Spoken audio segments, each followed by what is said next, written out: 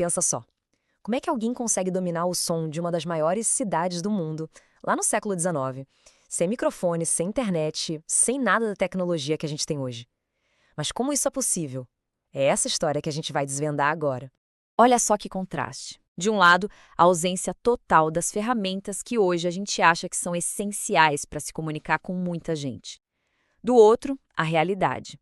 A voz dele era a mais ouvida em toda a cidade de Londres. Pois é um paradoxo, né? Um paradoxo incrível que já mostra pra gente que estamos falando de uma figura, bom, uma figura fora do comum. Então, de quem a gente está falando? O nome dele é Charles Haddon Spurgeon, um pregador batista inglês do século XIX. E ele não era só mais um, não. A história deu a ele um título. E que título, hein? O Príncipe dos Pregadores.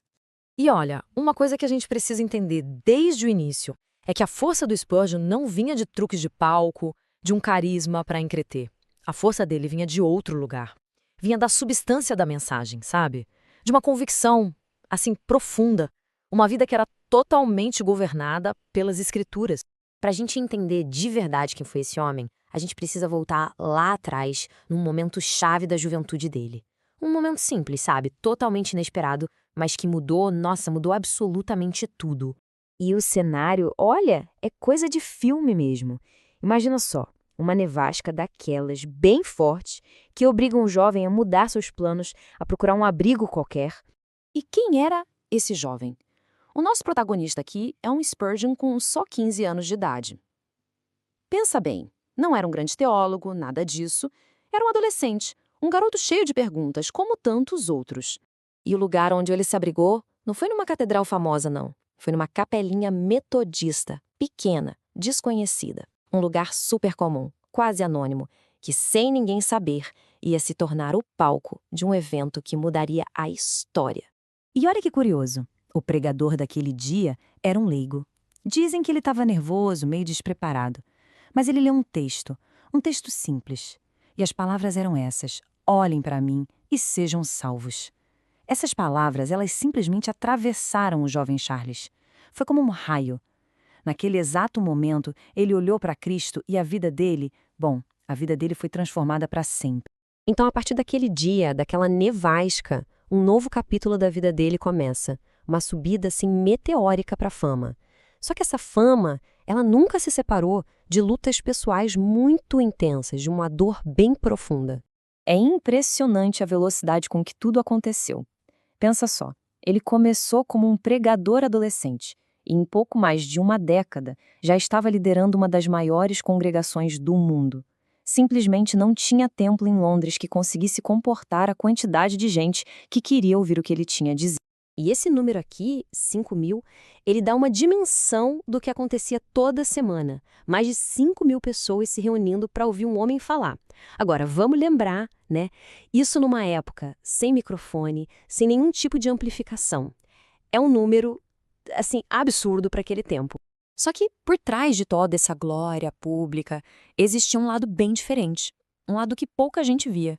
Spurgeon lutava contra depressões pesadíssimas, crises físicas que o deixavam muito debilitado. E não era só isso. Ele também enfrentava ataques constantes da imprensa, que fazia caricatura dele, sabe? E ainda tinha uma oposição forte de outros líderes religiosos que achavam a teologia dele muito direta, o estilo dele muito popular, controverso demais. Fica muito claro que o ministério dele foi forjado no fogo, sabe? No meio do sofrimento. Mas o impacto do Spurgeon, sabe? Ele foi muito, muito além do púlpito. A influência dele acabou se espalhando, moldando a cultura, a teologia e a vida de um número incontável de pessoas por gerações. É isso, ele não ficava só na pregação, ele construía coisas. Ele fundou um colégio para formar pastores, criou orfanatos para cuidar de quem precisava. E na parte teológica, ele se tornou um defensor assim ferrenho da autoridade da Bíblia, justamente numa época em que muita gente estava começando a questionar isso. E tudo isso nos traz a uma pergunta final, né? Por quê?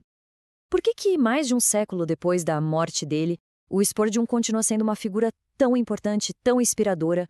O que, de fato, ficou desse legado todo?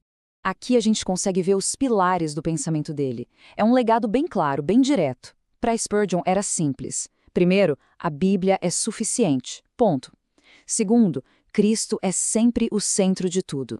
Terceiro, a fé não é inimiga da razão. Pelo contrário, a mente também precisa amar a Deus. E por último, e talvez o mais importante, o coração precisa ser humilde, sempre.